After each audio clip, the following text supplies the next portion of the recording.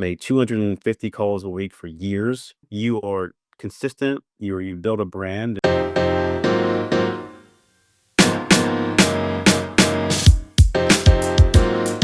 Hello, and welcome to Mornings with Joel, Commercial Real Estate Podcast, where we focus on rising stars and established players in commercial real estate and talk to them about how they are building legacies in today's marketplace.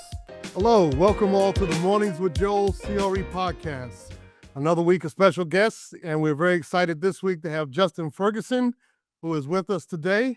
And Justin, what's up, homie? How you doing, man? Joel, good morning. Good morning, listeners. It's a nice day here in Richmond. So glad to spend time with you and chat real estate. It's nice to chat commercial real estate with someone that has the same levels of melanin as I do. So looking forward to this conversation. Yeah, absolutely. So, for y'all who don't know, Justin is down there killing it in the Southern Virginia market, primarily Richmond and areas surrounding that. So, we thought it would be good to have Justin on because he has a very good insight about the market and what's going on, not just in the Richmond area, but around the country as well. And even in that broader submarket that he's in of the Mid-Atlantic. So, Justin, if you don't mind, Justin's with Marcus and Millichap. But let me let you introduce yourself as to who you are, and then we'll go into a little other background information that I wanted to cover. Yeah, well, again, my name is Justin Ferguson, calling you from Richmond, Virginia. I'm quickly approaching my 10th year as full-time commercial real estate. I and my team, we do multifamily exclusively. So multifamily development, sometimes mixed use, but we focus and we're doubling down on multifamily here.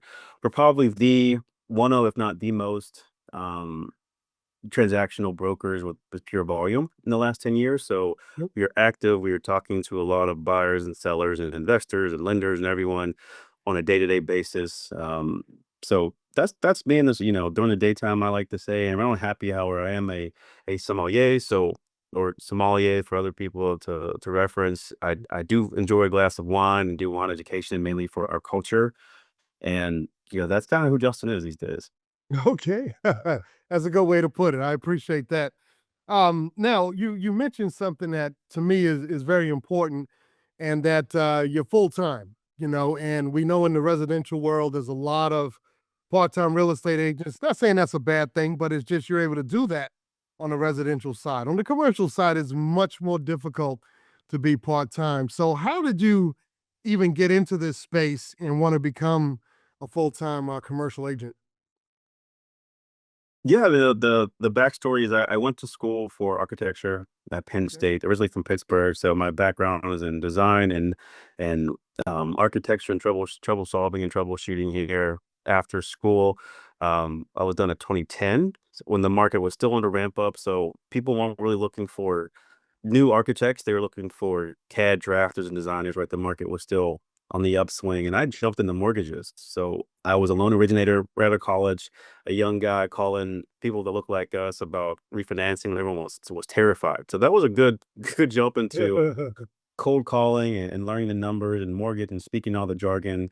After that, I sold homes with Keller Williams for a very short time. Didn't enjoy that. And I was young and didn't have a lot of discipline there, but I felt there's obviously a lot of emotion involved. It is emotion in commercial, but it's different when you're selling and touring someone around the house that they're going to raise their kids and their family for the next 30 years. So there's a level of attachment that they had and wanted, and that just wasn't a good fit for me. After that, did wholesaling, right, like a lot of us do. It's a low barrier to entry, low money entry. So there's a lot of people out there marketing. That was when bandit signs were really rampant everywhere. Every street corner was on ramp, had a bandit sign or what's your name on it. Yeah. And then moved to Alabama for a short time. Was in Birmingham for about 3.5, 4 years. Okay. Did property management. Had my own small property management. I was with a company that had about 3,000 units in the South. And I remember seeing a broker. We drove around. He owned the property management company. We drove around in his Jeep. He was like, "Hey, I sold that. I sold that building. I sold that building. Oh no, that guy. I had to go for that guy." And it was just like this cool, swagger, a little bit of ego, and like it's cool to sell these buildings and drive around and say you've had a footprint in this town. So that sparked the mindset of like, "Hey, I want to try this." Mhm. And I'm very big on like if he can do it, I can do it. So I started dabbling, and after that, I went to move to Richmond, jump right into brokerage, and that was 9.5 years ago. It's not easy, right? We tell new agents that you need to. Back then, it was like you survive for 12 to 18 months without getting paid. So made 250 calls a week for years, and what's great about this business is that if you can withstand, which is hard for a lot of people, especially our culture who don't have the background and experience or the capital, family capital to sustain for that long, Or get connect. past that first 18 months, Mhm. you are consistent, you build a brand, and it's not been easy by any means, but still here, knock on wood here and churning and glad to be on this call. So that's where I've been through and where I'm at now. Yeah, yeah. Well, no, that's quite some history. Took you around the South and other areas, and like you said, you're still standing. So, Yeah, I've been in real estate almost every angle.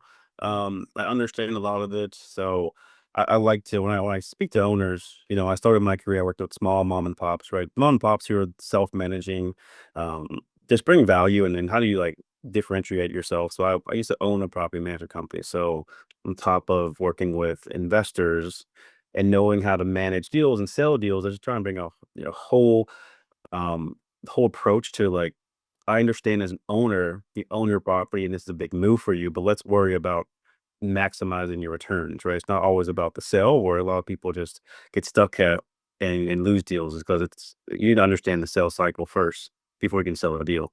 yeah, yeah, yeah. That's interesting. It's also somewhat similar to the point that you were making about the real estate industry on the residential side, where people they won't buy a property because of the paint color, and it's like they sell all kind of paint colors in the store. You just got to go pick another one out, right? Yeah. Yeah. That big of a deal. Don't like the carpet? Okay, that could be replaced.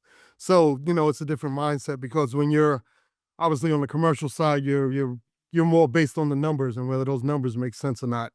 It's not something that you're raising your family in for 30 years, as you mentioned. So very good point there. So now you've gone down that road. You made that transition, and from what I'm understanding, you've had quite a number of sales. Kind of approaching that $500 million mark in sales. That's pretty impressive. You're a relatively young guy, and knocking it out the park. So, what would you say? Just kind of was your recipe of success? I know you mentioned about a ton of calls initially, but it's more than just making phone calls because at some point people have to listen to you. So, what would you say to our next generation of folks that are trying to really understand this business and be successful in their market? Yeah. I mean, the first one is do your research, right? Mhm. There's a few of these things that I like to just say that are easy things that everyone knows, just don't do it because it's discipline. Yeah. To do your research before you call an owner, you know what's happening in your market.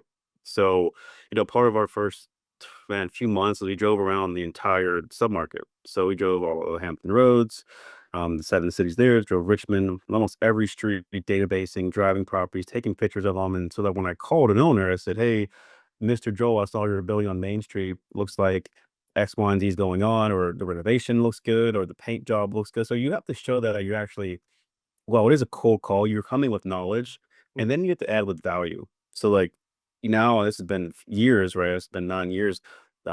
We get 1,000 emails a day, cold calls. We get like no one answers your phone anymore, but it's still the best way to get to someone. So there's level of trust that the other person needs to have in you. That when I pick up this phone right now, you're gonna give me something valuable, not just push me to sell or buy or do anything. So I think people lose that all the time. Hey, I'm trying to sell this. And we see it everywhere. Like my favorite example for new agents is when you go to the mall and someone's trying to sell you perfume. They're like, no, I don't want perfume. You don't know if I want this or cologne, right? Yeah. So you need to understand what the person wants and their needs and where they're at in their sales cycle before you just jam something down their throat. And then you come off as pushy, but like, hey, I'm here to add value. Here's what's happening. Here's what we're seeing. So if you're not adding value to someone, like why would I listen to you? Like, what do you have to give me? Obviously, a listing is a good way to get value. Hey, I have something you might want, but for new agents who don't have listings yet, what data do you have access to that they don't? Right? All these tech and AI and softwares out there. Some of these owners don't have time to check in on all the new tech that's out there. So maybe you can add value that way, or new sales comps, rent comps. Again, add value to their life first, and they will make sure they answer the phone when you call. Yeah, yeah, sounds good. Sounds good. Now, I'm not on your side of the business, so I'm just going to ask this from an educational perspective. I do get people that contact me all the time about buying leads where we know about what's going on with the financing on a building and this, Yep. that, and the other, because I'm an investor as well. But how much of that information do you share with a seller? From the standpoint of, yeah, I know you've got 2 years left on your mortgage and rates are high and you're not going to be able to refinance out of this. I mean, how much of that information do you share with an owner, or does that just irritate them? It's usually I like to, depending on the deal size, a lot of it's public knowledge.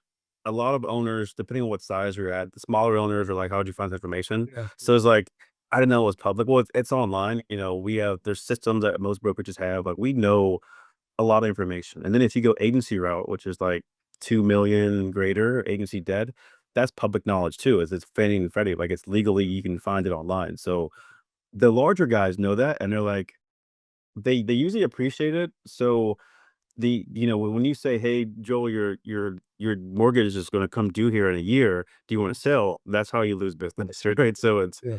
you want to be able to acknowledge that there's a time limit, but not rush anything. You want to be able to say, "Hey, where are you at?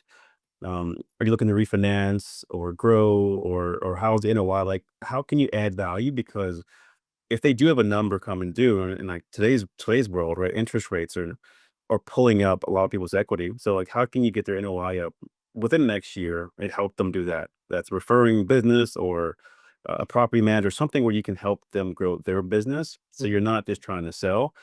Or so yeah, to answer your question, it just depends. But I'm not afraid of it. But you do have to dance around it because it is something that most people think is personal, but is public knowledge for a lot Yeah. of things. And then you go to the city records, you can see when they bought it. So you can do some back of the napkins, whether it's 5, 7, 10-year debt based on the deal size. So there's a lot of numbers that you can kind of roll into, Yeah. and have a good conversation with owners. All right. All right. Yeah. Because you can see some people getting personal about that, especially smaller owners, and I know Yeah. with some smaller properties and you're in a smaller market, it's not a tiny market, but it is smaller than some of the others. So I was wondering how that might come into play. Um, so that's pretty good. What value would you say your team is actually bringing to the table? And then after that, I want to kind of go into more market speak as to your thoughts on some things. But what value do you feel your team brings to the table?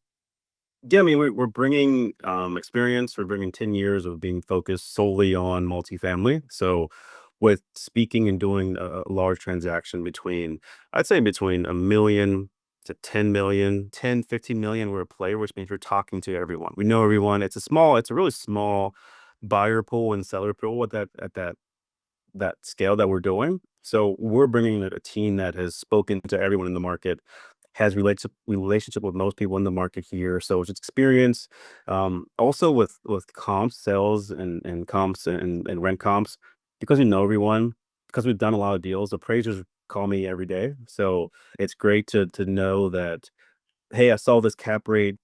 Well, no, actually, it's not that. Like, here's why I can like cap rate. So like some insider information about how deals are actually trading is another really big one, because Mhm.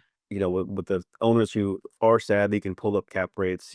Cap rates and NOIs are all about underwriting, right? We can do the same property, have a different number, but like, how do we get to that number is what we're doing. So total of experience. We are a little bit younger. I've got a few gray hairs for the last 3 years these days, but we bring this like a younger team. I'm 36. My business partner is 30, 34. Our junior agent's 26. So we have this young hustle. We like to show the older gentlemen in the business that we were here to work and come to the table with quality as well as knowledge and experience. So that's kinda what we've been really great with. And then backing our company, Marcus Millichap, is really great at marketing. Our company only does sales, so there's no leasing, there's no management. We've got an internal MLS where every agent in the company finds out about your listing. So a lot of compounding things that build trust and authority and keep us going as long as we have so far for another 20, 30 years. Yeah, yeah. No, very good, very good. I certainly appreciate that. Um, so let's take a quick break for our sponsor, and then we'll come back to another subject. The Morning for Joel CRE Podcast is sponsored by impactmask.com. That's M as in Mary, impactmask.com. The world's most breathable mask that has 99% efficacy, which is higher than an N95 mask, and it won't fog your glasses. Check out the science behind these incredible masks at impactmask.com. All right, fantastic. So we appreciate that. And, again, that value play, the energy and everything else that you bring to the table, I think is outstanding. So certainly appreciate that. Now, recently, Yep. you published a video that I believe is on YouTube. I found it pretty interesting.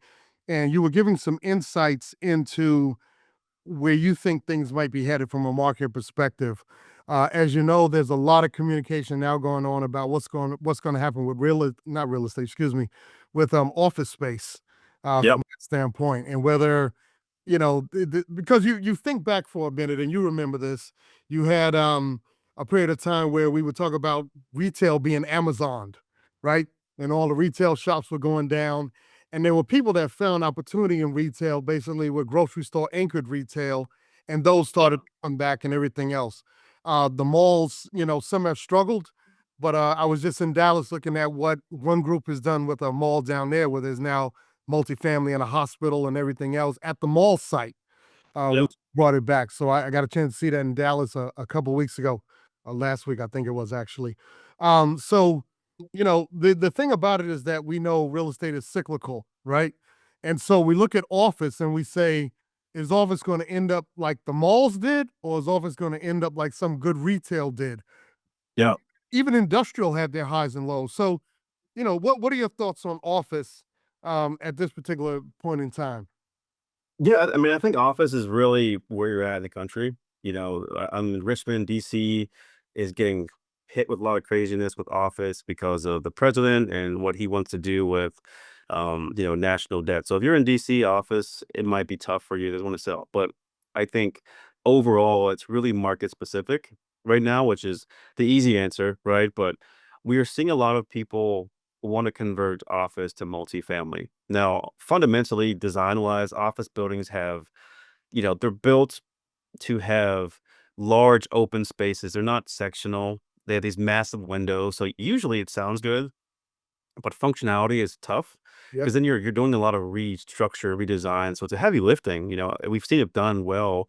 I mean, Dallas and Texas as a whole is like a mecca for new developments. I mean, one of the fastest growing and most active markets in the country right now, because such a demand for people and housing. So a developer, someone who's interested in office right now, needs to know who's their major employers, who's going to keep the people there. Are you in a market that is active enough to keep the demand that's growing, or is it tabling? And then at the fundamental, you need to understand development because you have this vacant building that looks great, maybe has good bones, but functionally, is it going to make sense that tenants have 20-foot windows, right? That's Yeah. a heating disaster. So like those kind of things we're seeing people get excited about, but take a step back a bit. But it's still market specific on what you're doing. Um, do the people in the office, are they a work from home group? Are they stable? Are they mom and pops? Any major market anchor is close to it. It's a lot of fundamentals, but office is a tricky one these days. Yeah, yeah. We had that conversation as well because you're right. The first thing people say is, I'll convert it to multifamily. But the main thing is the interior of those buildings, because you can't get light to the interior. And then the other Yeah. issue you have is the fact that they generally have bathrooms that are right there near the elevator core, which is the middle of the building, Yeah. right? So you got to run plumbing out to all those other areas, on that floor plate. So it's a lot more complicated than it looks, for sure, from that standpoint. But you talked about multifamily in your video, and I didn't bring you on just because of the video. Obviously, I found out about that a little bit later. But I thought you had some valuable insights as it relates to what might be taking place in the marketplace and opportunities, because everybody wants to know, okay, well, when is the time to buy low so I can sell high, right? So, what are some of the things that you see going on and coming down the pipe right now that you think should be of value to our audience? Yeah, I think we have a lot of debt that needs to be restructured this year, refinance a lot. So I think it really comes down to where you view the market. Are you bearish or And by bullish? the way, is there multifamily debt you're talking about? Just to be clear, or It's kind of a lot of multifamily, but it's more commercial debt in general. okay. Over $800 billion of debt that needs to be done something this year, and really by early 2026 here. So a lot of people are looking for clarity. In the last 60 days, I mean, the first 100 days of the presidency have not been clarity at all. It's been a lot of executive orders. So as an owner, what do you do? How can you control what you can control, which is your property? So we're seeing people either take a step back from Class A, depending on what market you're in. Most markets can't sustain the similar to Austin for in Dallas and Texas who are crazy with Class A. We're seeing a lot of people kind of backsides because traditionally, someone who's living in Class A paying top dollar for all the amenities and high end luxuries. Mhm. If tariffs do kick in for as long as we think they are, like the cost to fix something Class A, the cost to replace appliances, the cost to do Class A maintenance just went up substantially, right? And then that tenant, if that person's hit with job loss or tough times, they usually have the means to kind of downsize and be fine. So they're going to a Class B deal. Whereas in, Class C, which is usually workforce, which is usually a bit more paycheck to paycheck, don't have a savings, if they miss a job or they miss a shift at work, Mhm. they're a little bit stuck there. So we're seeing, you know, a lot of people who got COVID fatigue working with kind of the value add strategy where the moratoriums, and they couldn't have the flexibility to do what they want with their property. So we're seeing people kind of say, listen, if tariffs do go up and the market does get tough for everyone, which product type, which sector, which demographic of tenant makes sense for us to position to? And it's again, every investor is different, but as a whole, we're seeing a lot of the big guys, the REITs, go to more of a class B. So like 80s vintage, 1 and 2 bedrooms, 3 bedrooms, and then solid neighborhoods, obviously. But that's a demographic that may have some savings. If the markets go down, they may have enough money to buy a house, so they'll stay there, they'll sit and they'll rent. And repairs aren't crazy as they are looking at those vinyl siding buildings you've seen all over town, the 80s textbook vintage across the board. So that's kind of what we're seeing the big guys do, and when the big guys are also playing the long term, right? They're not looking the next 3 years, looking the next 10 years. So if they can buy enough Class B deals and control the market, lenders believe in the BlackRock, so they're giving them better debt options. They're giving them more favorable terms because everyone wants to align right now with the best and the safest. So if you believe a recession's coming tomorrow, next 90 days, how would you position your portfolio?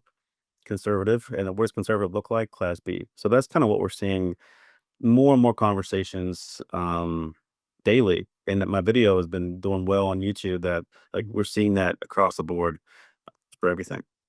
Yeah, yeah. So is that Class B stabilized or Class B value add? Are you thinking? I'd say stabilized with some operational value add. Operational value add I would categorize as standard rent growth, 2 to 3%, which in theory and many moons ago was trying to stay aligned with where inflation was at a time. 3%, 4% rent growth was aligned with where people was going. COVID, we saw 20% where some people got a bit greedy and they got, debt was bridge debt or really aggressive terms during COVID, and they're getting spankings right now. But, we're seeing that class B is value add is not as much heavy lifting. It's Mhm. what's on sale at Lowe's that aligns. And operational value add. So maybe the owner is not operating as efficiently here. Maybe they're on top of their renewals. Maybe they're spending too much on maintenance or just honing in on the controllables at this point. So that's why I would say Class B is a sweet spot these days. Okay, all right. Yeah, operational holes in the operational platform. So I can certainly Hmm. understand that. Um, and what's your thought on like Class C value adds, where you There's actually there, doing more than operational, you're doing operational and physical. yeah, I mean the Class C value add is a combination of rent collection, right? Having being fair but firm is really tough Mm. these days with tenants here because a lot of people are struggling, and you have to be mindful that as an owner, your job is to give people a great place to live, but you also have debt and inflation's hurting you. So there's a tough balance a lot of operators are feeling right now is being fair to tenants and being firm on rent growth. I think a lot of people who push rents too hard during COVID because they wanted to are now really getting hit now because now they have to, and inflation has tripled, right? Or did triple at the time, but they don't have any more juice to squeeze from tenants anymore. So we're seeing that critical line where operators and tenants have to really work together, and be mindful that, payment plans are tough, but on top of just the demographic, if your value add is based on buying materials in bulk, right, that cost went up, so unless you have staff, labor market, is tough right now in terms of like minimum wage in different areas changing and the cost to actually operate and do renovations. People are increasing their overhead by 20, 30% because, the rainy day is here for a lot of people. So if you're doing value add, you'd really understand your numbers, have extra for plan B, plan C for renovations, understand your marketing from um, your property manager has to be spot on to keep things moving. So as you can see, there's more variables, but you can still get great deals, make good places for tenants, and get good returns in year 2, year 3, but it's just much more variables than it was maybe 5, 6 years ago. Yeah, yeah. And that's a valid point. We think about the need for preparing for upgrades and things like that in properties. And one thing that I'm hearing a lot about in the marketplace is people storing up materials, maybe buying instead of 5 washing machines, 15 of them or whatever, but keeping them in Yeah. storage because of what might happen. And I see why your focus is on operational deficiencies in the Class B space because that's not tariff affected from that standpoint. If you can just tweak the operations of a particular property, you could do a lot better. So I mean, Yeah, I mean, one thing we're seeing with that is a lot of owners were getting by with having low operations or poor operations because rent growth was skyrocketing. So we're in most market, rent growth is either flat or minimal, 1 to 2%. So we're seeing operational value add be much more exciting with I don't need to push rents a lot. There's ways of making my property more efficient. And that's kind of what we help owners realize is that, what's your plan B if rent growth isn't 5% anymore? What if it's 3 or 2? Let's look at your water bill. Let's look at your insurance. Insurance is hurting everybody in the country these days. And I live in Virginia, which is a coastal region. So we used to underwrite when I started 10 years ago was 250 per unit for insurance. Now we're at 700. And then if you're in a flood zone, then that number can go even higher. So like like those kind of things, right? It's hard. A lot of people weren't thinking about that and not underwriting. And then taxes are we're seeing or reassessed much quicker than they used to be. So now, we're modeling year 3, year 4. Previously, we're like the city would catch up and say, okay, you paid for it, you taxed. But now we're modeling like year 1. The city knows. Like, yeah, the city guarantee that they're like, "We're your taxes go up now." So, yeah. all these things that we talk about owners with every day because and you're none of this has anything to do with selling. Like, it's like, you just understand what you're doing so that whenever time comes for you to pivot, when you're ready for it versus being, sideswiped by the market. Yeah, yeah, and caught flat-footed. Yeah, Yeah. actually, that was part of that conversation earlier. As I mentioned, I was talking with one of your OG cohorts Yeah. earlier today, and he was telling me about some opportunities in the Houston market, and the biggest thing you got to look at down there is insurance. Just well, all the Gulf region, Yeah. for the most part, and then obviously the East Coast as well. So it's is very interesting, as to what's happening there. It's really throwing a lot of the numbers off when it comes to trying to see what you can do. So Yeah, and with, wind, a lot of insurance and the small print, like, do you have wind insurance? Because if you're near in a region that gets hurricanes or tornadoes or major tidal storms, the water is not may not hurt the building, it's the wind. And you got like shingles blowing off. So like you have wind insurance. I didn't know that. Oh, like, oh, I should know this. So like those yeah, little yeah. details of we're talking to owners and trying to prepare them for the worst. I think we're just seeing a lot of these little details that I think a lot of people forget, or a lot of brokers have given owners a bad taste in their mouth. But like, we're truly here to understand your property. I'm old enough to know that it may not be best for you to sell right now, right? I've been through some things before, and me forcing you without knowing what you're doing is just not going to be good for anyone. So, hey. resources. That's why I make YouTube videos. Like content, education. I'm not selling anything. It's just like this is what you should know, and Mhm. if you want to have a conversation, we should do that. Yeah, yeah. No, very good point. Very good point. All right, let's talk a little bit about development as well.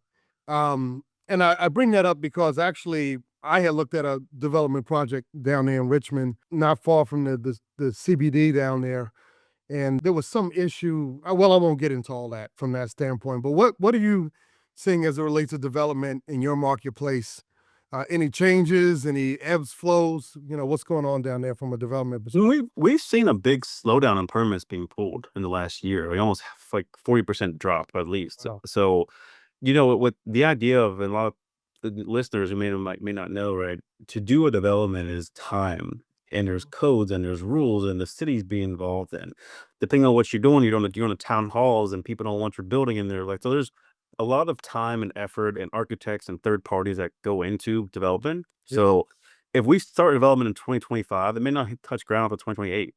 And that's what a lot of people are getting stuck right now, because there's so much confusion and tariffs and market volatility, that what you're underwriting today looks very different from when it's going to break ground. So that's the first thing. So we're seeing people just pause unless you're well capitalized with investors, or there's certain submarkets or certain streets and submarkets where you're like, I feel confident in this location, which is, a big part of the real estate game in general. So we're seeing people just pause.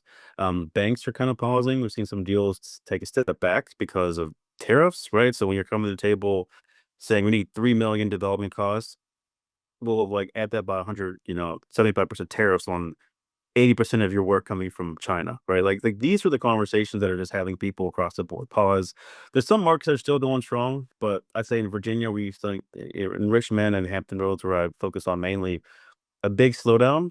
And then Richmond is doing well. We CoStar was a big company a lot of people have heard. So CoStar was a big anchor. Mhm. CoStar has the most data, I think, in the world for commercial real estate. So if you're following CoStar, Richmond might be a safe place. They're making like a $2 billion extension, calling Richmond home. So Mm. I like to say, there's the brick and mortars that are still around. There's the Whole Foods, right? The Starbucks. Like, if they're building over there, you might be okay. Like, they see something that maybe I don't know, but you could be okay there.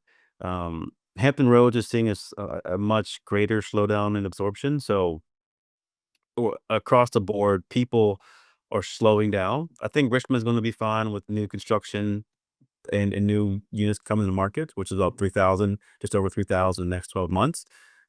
And ideally, that's going to push down on some rent, um, on the B class. So we're going to see some rent changes. We're going to see some new concessions, maybe. So I think if you're on the back end of that development, you're stuck. But if you have units coming now, you should be okay. Okay. All right. That sounds good. So, from the standpoint of where you think we are in the market cycle, is this the time to be accumulating dry powder or the time to be spending that powder? Buy or I accumulate? think, yeah. I think this is a lot of people have already accumulated the powder. I think it's strategic moves right now. I think that's where it goes, because you look at 2008, what happened for a lot of people, a lot of people just froze for good reason. Like, this is crazy, and then you look before that, like the dot-com, like people froze, but it was a well-capitalized dry powder, people who were buying stuff. Like Sam Zell's a real big one. Like, the guy who made like the nation's largest portfolio, right? So you look at the people who are still buying, BlackRock, well-capitalized people are still moving because they know it's cyclical, right? So Right. they buy conservatively and smart, gain. They're not winning. They're not forced to win on a deal year 1 through 3 or even 4, but year 5 comes, they are dominating. And that's what I think a lot of people, miss, is that if you're banking on interest rates coming down, you know, I think you should just put that to bed, because Joe Powell has made it very clear that he said, "Y'all figure it out." Okay, so I mean, they're supposed to mean in May, right? So we'll see if anything happens, but if anything, it might be a nominal change. But the people who are waiting for rate to drop, like, they're not going anywhere substantially. So before, people were worried that if you went under contract, by the time you close, the rates would be skyrocketing. Well, they're going to be about the same. Um, So I think if you are ready to buy, be disciplined, but you have to be able to be mindful that this is a much if you're a 2 to 3 year turn, maybe you need to be a 5 to 6 year guy. So like that's what we're seeing now. And the big guys who have the means to wait out for longer returns. But the investors who trust them can offer that.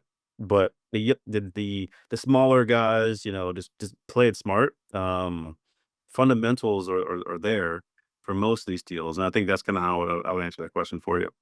Yeah. All right. Well, good answer, man. I got to ask that because it's like you said, it's always trying to figure out where that trough is, right? So that's Yeah. the aim of the game. So certainly appreciate that. Let me ask this: what points do you think we haven't covered today that you think is important for the audience to know about that's on your mind? I think the world of data, also with all of us have supercomputers in our pockets these days. Just trust your data source, right? Because kind of I mentioned earlier with appraisers and data, like, hey, we're having better conversations with owners these days about we think your deal is worth this, they think that, and they're pulling data, which is great, but understand your data source, where it came from, fact check. A lot of our comps and sales comps that we look at, we call and say, hey, CoStar or LoopNet says this. Was that actually right? Or what happened? So that's a big part of trust your data. We all can get data, but now it's at the point of is it accurate or you're interpreting it right? So that's like one thing I'd like to say for all investors these days. Um, Also, a lot of the third party people, of the lenders, the brokers, their home inspectors, like taking with them. They're seeing stuff from a different angle as well, Hmm. and I think they go overlooked. Part of my business, I like to reach out to everyone who's working on a part of a deal and say, "What are you seeing?" So calling lenders, calling home inspectors, attorneys, like how are contracts being negotiated these days? Are there any new clauses in there um, that we're seeing people negotiate from your perspective? So I'd say for the listeners, really chat with everyone that goes into a deal because you could just power through a deal years ago and not speak to anyone, but now it's like a team effort. So those are the two big things, and the big thing on my mind is just social media. I think as an agent, you need to be on social media. No, I don't dance on TikTok. I don't do that. Finding your voice, finding your voice, and how you want to show up the digital version is important because look at YouTube, which is my YouTube era, I call it, where a lot of people YouTube is streamed more than Netflix and the TV. So Mm. if you add value and you bring people to the table and educate them without selling them anything, just saying, hey, it's just pure informational, people will listen and you build a following. I think I've got on my channel is over 100,000 followers for real estate Justin and wine Justin. Is just people find it interesting. A lot of my TikTok data is about cap rates. And a few years ago, it was like no one was watching it. It had like 20 views. Now my video got like 1,000 views Wow. talking about GDP and like like that kind of stuff. So just be mindful of social media. It is a tool, but you can do whatever you want on the internet these days. So those are my three things I'm looking at right now. Yeah, yeah, no, good points. It's I've never really been a big adopter of social media, but we're trying to change that because that's kind of that's where it's at. So you gotta do that. Yeah, I mean, and what I'd say for you and all your listeners, social media 10 years was different from 5 years. 5 years are from 3 years. Like last month was different. If you think of social media, if you're in sales, you're in consulting, social media is a prospecting tool. Think of it that way, you know, because all these companies want your attention. They want you to stay on their platform. So you're scrolling on TikTok, and if you don't get what you want, you leave, you go to Instagram. You don't get what you want, you leave and go to YouTube and LinkedIn and everything else. Yeah, But if you think about that, you make something good, expect the algorithm on these platforms to put it in front of people who want that. Not, again, if you want to watch cat videos, cool, go for it. But yeah, yeah. if you want real estate, think of YouTube or LinkedIn going to put it in front of people who want real estate data, right? So it's prospecting tool. It's not doesn't have to be. It can be a fun tool. It can be, but I like finding people who want my content, and it works. No, I got your point though. You know, uh, use it for what you use it with the right mindset, basically. Yeah, So you know what you're looking at. So appreciate that. All right. Well, I tell you what, we're coming up on time. I do want to wrap up and give you an opportunity to talk about something else that's near and dear to my heart, and that's about you being a sommelier, which I yeah, thought was pretty cool. From that standpoint. As I mentioned before, I've got my own decent sized collection. I'm not going to say it's anywhere near the biggest in the world, but it's for the average person is decent. And what got you into that space? I mean, it's totally aside from real estate, but it certainly is a nice way to end the day when you're dealing with all the hassles of CRE. Yeah, and so wine Justin came through commercial real estate. You close a Mm. deal, a lot of high net worth clients, they've been exposed to wine, their life. Wine was a part of their closing and their kind of culture and lifestyle. So Yep. we go to these closings and I'm like, I'm a whiskey sour guy, like, I was, and I'm like, but they're wearing wine because with dinner. So I Right. thought out a place. So it started from a place of like, let me just understand why this is it. Sound like some people, go fishing or golfing. Yeah, I play basketball. I don't golf. I'm a top golf guy. But like one was the one where I was like, let me figure this out. So it started from a place of just want to be a better agent and understand my clients a bit more. Some obviously some strategy involved with that. But during COVID, I was already drinking a lot, like most people were. I said, let me just start studying it. Uh, start studying it, and I've gone down wine education, WSET, Wine and Spirits Education Trust 1, 2, and 3. So roughly, it's like a graduate, not a graduate, like a 2 year kind of a degree quality. So in wine education, is kind of what I do. So my next course is like a high end master's level wine, and then the PhD level is if I keep going up the wine trail here, but it became something that I wanted to do for business reasons. Now it's a personal, so I educate people. I'm on podcasts and interviews just like this because our culture wasn't introduced to wine, but in the same way the spirits were. So this is how I look, it's how I dress. The most content creators in the wine area don't look like us. They're mostly like younger women, which is great. That's a demographic, but I want to bring more people that look like me, sound like me, dress like me into wine.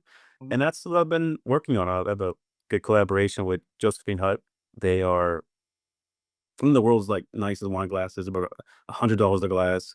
Mm. Um, which is high end, but if you appreciate wine, and I call it the ritual of wine, wine is the only drinks where you get to engage with it, where you go and have a cocktail made, you're watching the bartender make it, you get it, you sip it, you drink it, cool. But like wine, you can swirl, you can smell, like you can engage with what you're drinking to a different. So a good glass makes that even better. So like wine, Justin, is just we can go into details, or we can just sip and drink and have a good time. But it's a passion project turned hobby turned semi-career, which is very, very rewarding these days.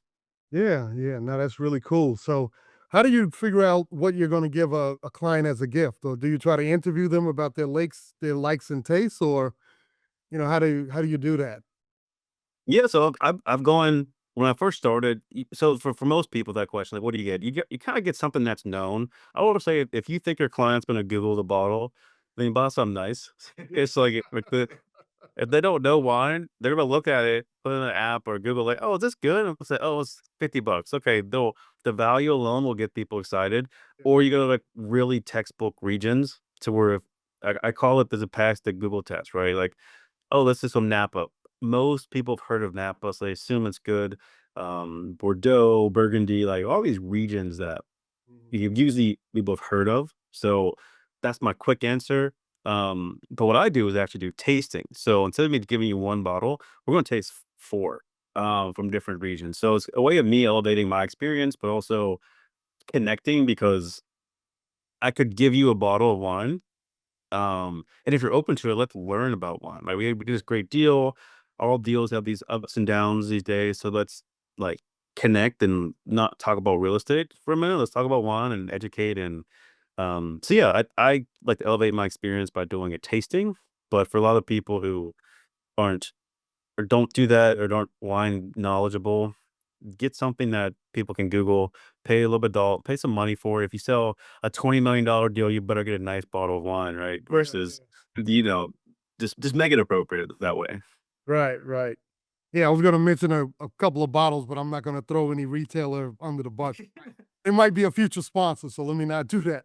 Yeah, let's call. Well, I mean, it's there's the younger, the newer wine. Justin was like, "Hey, you need to drink this, Joel. I don't know what you're drinking, but you should be drinking this." Now I'm like, let's just meet you where you're at. Like, Yeah. the wine industry needs people, needs minorities, needs wine drinkers of all ages. So rather me push anything on you, I'm like, what do you like to drink? Let's find more of that.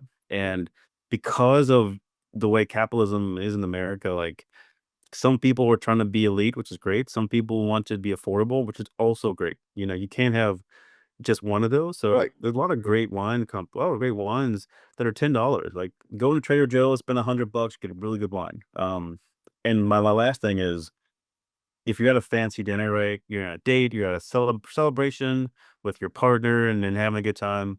You see the fancy bottle, don't order the fancy bottle unless you know what it should taste like. Because the other side that if you drink $10 wine, your palate is to that $10 palate, Mhm. respectfully for anyone who's listening. So you go buy a $200 bottle of wine and it tastes different, you might be upset. So like experiment with different price points at home before you go and splurge on something big and be disappointed because again, there's the reason why they're priced differently. Some of that's marketing, but if you're buying solid wine, you don't overpay or buy something you don't know it's going to taste because you're going to be upset. All right. Good points. Good point. What about wine clubs? You recommend those? I like wine clubs. Wine clubs are about it's about value. Obviously, like what are you getting from the wine club? If you know the wine creator, they usually at a better rate. So you're getting usually a cheaper value or cheaper per bottle price Right. to be delivered to your door usually. So there's convenience, there's pricing. I think they're all great. But wine clubs are every vineyard has a wine club because it's just like their version of like a subscription where it's guaranteed money for them for revenue. Okay. Mhm. So just make sure you're looking at it and make sure that the wines you're getting align with your budget and your palate. Are they letting you pick and customize, or is it this is our pick this month? And it's just guess and test, right? Try a bunch of different things, but I believe in wine clubs completely. Gotcha. Gotcha. Ugh. A good club should try to figure out what you do like so that they are recommending the right thing. So that's Yeah, I mean, one of my favorites is Wine Access. okay. They're in California. They have a lot of mostly California wines. One of their wines I'm on a video for soon is their wait list, which is wines that were in Michelin restaurants. So Okay. this idea of like if you like Michelin, you want to be fancy, but can't afford fancy, couldn't make it to fancy sometimes. Like you can have a piece of that in your home. So like this bottle, the month I have now was featured at Emeril's restaurant in New Orleans. So like there's 4 bottles, it's great. They have like 10 different wine clubs, but this wine club is I know it's high-end wine that's used in high-end places because it's the winemaker's reputation, it's Emeril's reputation, so their somm is doing a good job of packaging it up and making sure it can stand in a Michelin restaurant, which is being rated by, hidden shoppers and all the time. So that's the wine stuff that I like personally right now. Okay. All right. Well, appreciate that recommendation. Well, Justin, this has been good, man. A lot of good information. Obviously, this is a real estate podcast, but I could Mhm. resist the urge. So I Yeah. appreciate you're bringing that to our attention.